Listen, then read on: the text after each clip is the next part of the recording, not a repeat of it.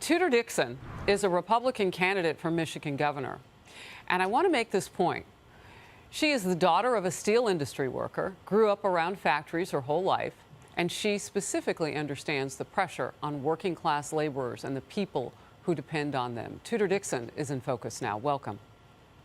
Thanks, Harris. First of all, talk to me about reviewing the impact of Line 5 and the deep concern that some like yourselves have that this could lead to something more. Yeah, Michiganders right now are wondering, is Joe Biden going to bow to the radical progressives and endanger them this winter? Or will he fight against these extremists and their make-believe environmental issue? Because a lot of people aren't talking about what this really means for the Upper Peninsula of Michigan. 1 in 5 homes is heated by propane. These are our working class Americans, our working class Michiganders in the UP. That propane, 100% of it comes from Line 5. This just-in-time energy has got to be there for our people who live in an area that is below freezing for months out of the year. And Harris, we're going into those months right now. That energy secretary you just spoke of, that's a former governor of Michigan. And here she is laughing about the fact that this could put people in a situation that endangers their lives. Do you think the White House sees you? Absolutely. They see Michigan. You mean Michigan as a state? What you're going through, what workers are facing right now. Do you think that the White House sees you and your concerns? No, I think the White House, I mean, look, this is a president who just fell asleep in the climate summit. So how does he even understand what a climate issue could be in Michigan?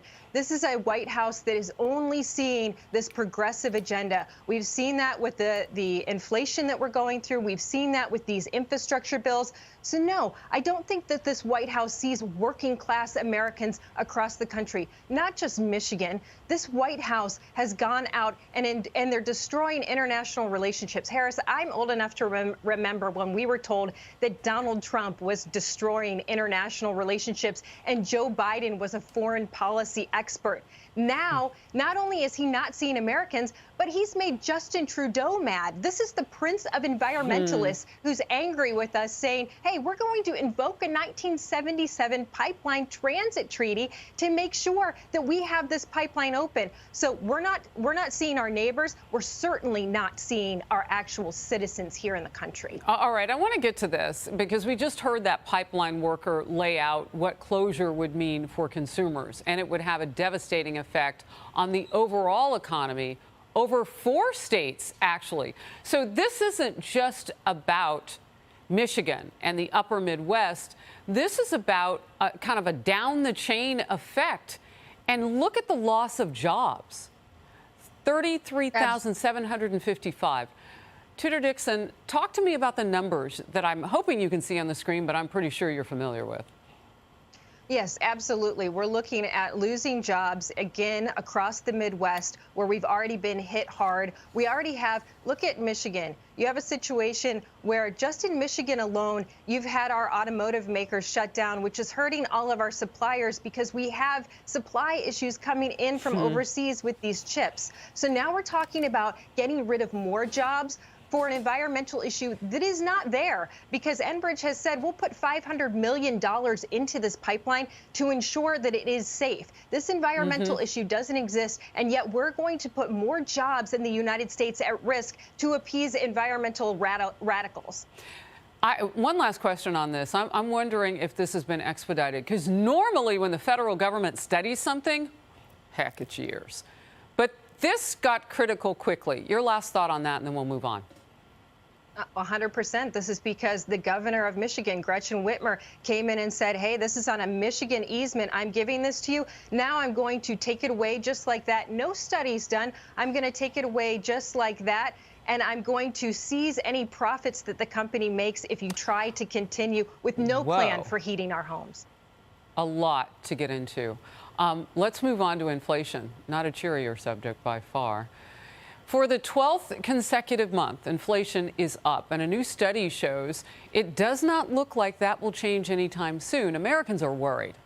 across the board. A recent Fox poll finding 87% of voters are very or extremely concerned about inflation, topping the list of their concerns. And with the 2022 midterm elections in sight to decide who controls the Senate and House, Senate Minority Leader Mitch McConnell says this issue of inflation will have a huge impact. I want to ask for a show of hands of how many of you have been to the grocery store lately and noticed what's going on here. The price of everything is going through the roof. The American people basically said last Tuesday, stop. Enough is enough. Tudor, this is a layering effect on people. Yes, absolutely. They are going to the grocery store and saying enough is enough. Remember this Build Back Better plan when you had the Biden administration out there bragging about 16-cent savings for 4th of July? How embarrassing. At that time, we were saying, are we being punked by this administration that they're cheering on 16 cents for a meal? Well, let's fast forward to Thanksgiving because we're looking in some areas of the country at that $1.50 per pound turkey from last year going up to $3 a pound. This is hurting people across the country. It's hurting the working class people the most. And again, I go back to this pipeline because you had your own energy secretary, Jennifer Granholm, again, a former governor of Michigan, saying this is going to be one of the worst winters we've ever seen for heating costs. And yet she's not stepping up and saying, protect the people of my home state. And those other 4 states and potentially more. Yes.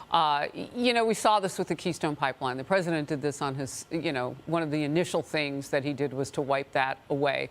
So there is precedent for this administration to target something like this.